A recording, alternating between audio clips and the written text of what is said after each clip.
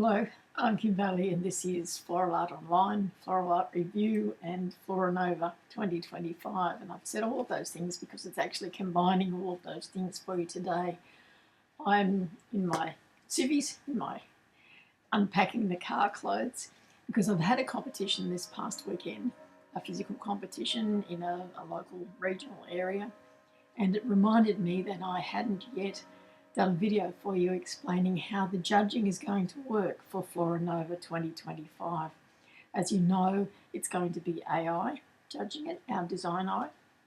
And we have been testing this for well over 12 months, using it in conjunction with human judges, refining it, making it exactly right. The idea is that when you submit your entry, you are going to get absolutely independent analysis of your design.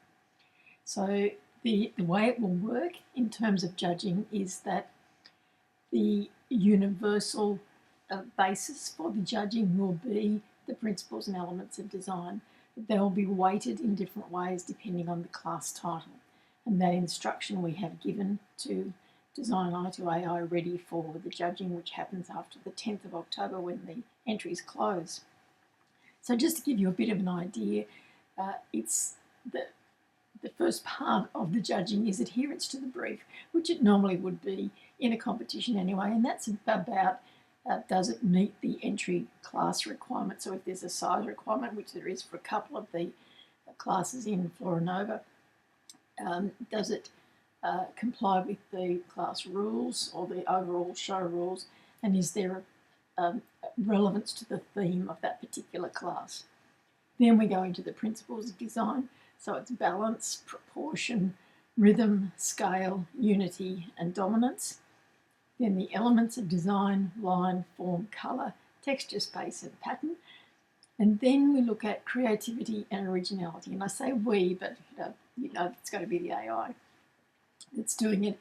So we're looking for fresh ideas, innovation, imaginative interpretation, because the overall theme of FloraNova is about moving beyond tradition and having no borders to our creativity in terms of how we would like to discover floral art. Then we look at technical execution, so workmanship, hidden mechanics, freshness and condition of your plant material, and then the overall impact, the emotional response we might have, the storytelling of the design itself, and the visual appeal.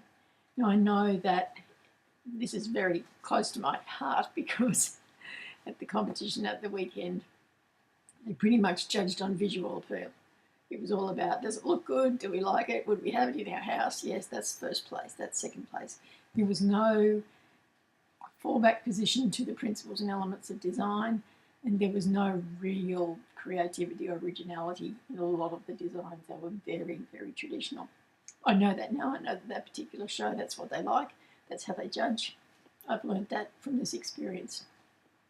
What I want for everyone who is competing to have out of this particular competition, and going forward, we'll have it every year, is that they get a sense of where they sit with their design skills, what they need to work on, how well they're interpreting class titles, what they could do to improve.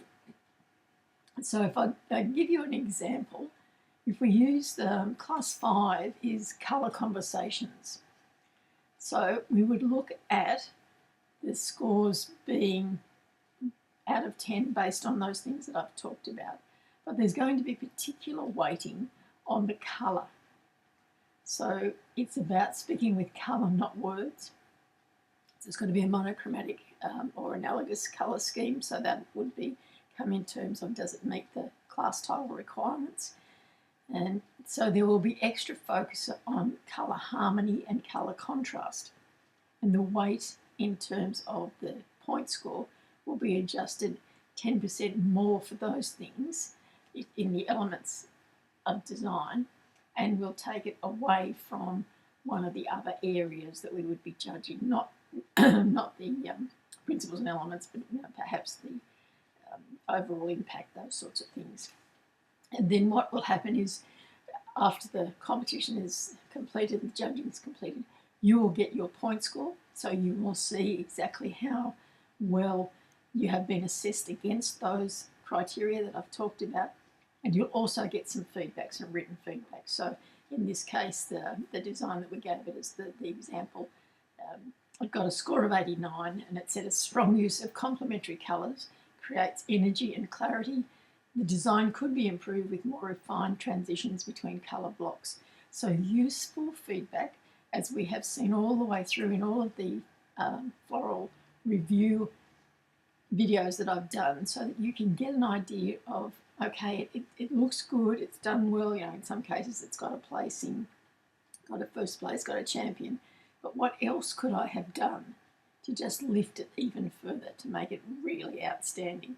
And I have found for myself, I found that extremely useful, and I would recommend, and I'll probably put the link to the floral review videos in the description of this video, so that if you haven't seen them, you can get an idea of how the designs are assessed, because that's all based on AI assessment, and I don't see the results till I do the video, and then I just look through and I can talk about what I was thinking when I was putting the design together, as well as what AI is telling me I need to do to make it even better than it perhaps it is already. So that gives you an outline of how the judging is going to work. I really believe that this is the way forward in terms of independent judging of floral art. I have great admiration for the human judges that I work with and that I have experienced in all of my years in floral art, but it is very much a stressful situation. It is difficult when you get 2 or 3 judges in a judging panel who don't agree, and this way, independent, totally and utterly devoid of emotion in terms of its assessment, and we get the feedback, because in my 20 plus years of doing floral design, when I first started out, we always got written feedback. We could always talk to the judge afterwards. We got individual feedback, but that's gradually lessened and lessened, and now in some competitions they will say you will not get feedback. They will not do written feedback because they've had court cases and threats and all the sorts of horrible things happen. And that's just sad in terms of people who are trying to learn and to improve in their floral journey. So we thought this was the way forward. We've pursued it, we've tested it. We know that it's going to give all of you who enter an opportunity to learn about your designs and continue your floral art journey. With that, I will leave you, and I wish you all well. For those of you who are entering the competition, there's still a little bit of time, still 2 weeks as I make this video, still 2 weeks for you to enter the competition. I'm Kim Bailey, and this is Floral Art Online.